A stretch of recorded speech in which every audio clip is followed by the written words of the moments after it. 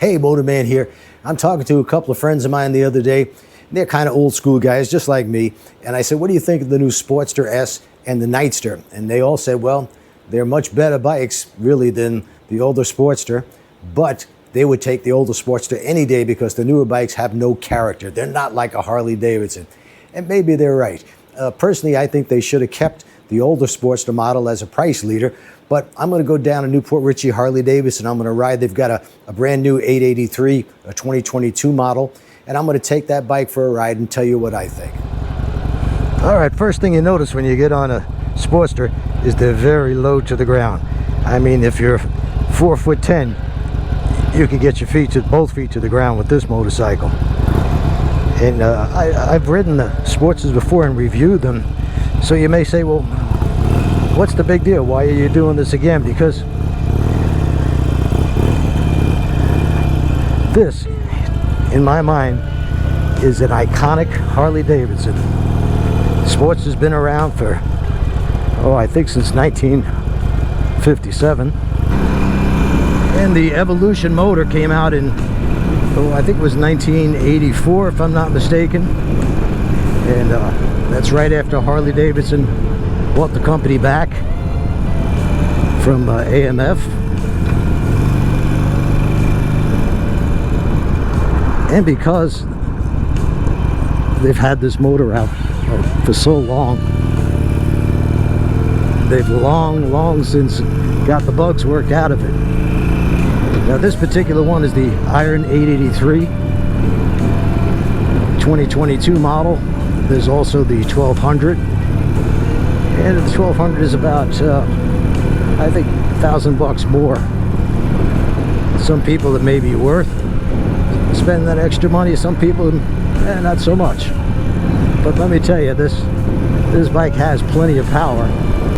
If you've gone through the MSF course or the Rider's Edge course, you want to get a mid-size bike, I always recommend this model. I do recommend that you get the one with ABS. ABS was an option. I'm not sure if this bike has it, but ABS is a lifesaver. But as I was saying, one of the reasons I really like this bike is it's geared perfectly for a bike with a motor this size, the 883. It's a wide range gearbox. It's got all the power down low.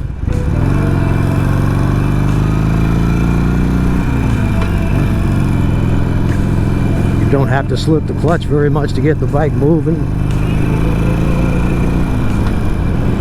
And if you're out on the highway traveling 60, 70, 75, it's perfectly comfortable. It's a 5-speed gearbox. It doesn't need a 6th gear. Most bikes in what we call the mid-range or middleweight cruiser motorcycles, I'm thinking of the Honda 750 Aero, the Yamaha 650, 900, Suzuki 800. Those motorcycles, once you get above 50 miles an hour, you're looking for another gear, because they don't have very much torque. So in order to overcome that, the gearing has to be kind of short. And that's fine for around town, but like I said, once you get on the highway, yeah, it's not so good. They're really winding out where this isn't. No tack on this bike, but I'm thinking at 60 miles an hour, you're probably somewhere around 2,800 to 3,000 RPM. And though comfort-wise, it's not the best. I mean, it's not a touring bike, but you put a windshield and bags on this, and yeah, you can tour with this motorcycle. Now, as far as handling goes, these 20, 21, 22, these bikes are right in the middle as far as lean angle. I believe it's about 26 degrees before the pegs start to scrape. On the right side, if you really start to push it, peg starts to scrape. You go a little further, the bottom of the exhaust pipe is going to hit the ground. And on the left side, you got a little bit more lean angle to play with. But the pegs are going to hit the ground fairly easy if you're an aggressive rider. To me, this is, you ride this motorcycle, you say you think of this is what a Harley Davidson should feel like. Now the newer bikes are great, they're much smoother, especially the new Nightster, which looks similar to this motorcycle.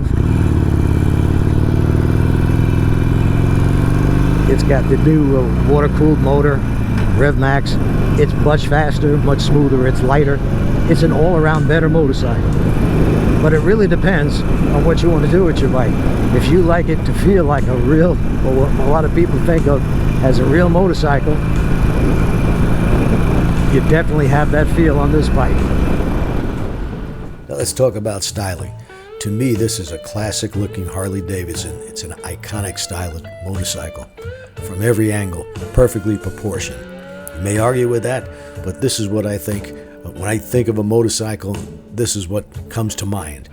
And of course, every accessory you could possibly think of, from chrome bits to go fast goodies, is available for a Sportster. And it doesn't matter whether it's the 883 or 1200. If you want power, or you want more power out of these motorcycles, the parts are available, and it can get serviced any place in the country. They've been making this Evo motor for so long, I don't think there's a motorcycle mechanic in the world who hasn't worked on one. And best of all, you could buy these pretty cheap. I've seen really nice low mileage Sportsters for $4,000. This particular one is priced at $98.76, and I'll bet if you went into Port Richey Harley Davidson and asked for Steve Gilbert, he'll give you an even better deal. You tell him Motorman sent you.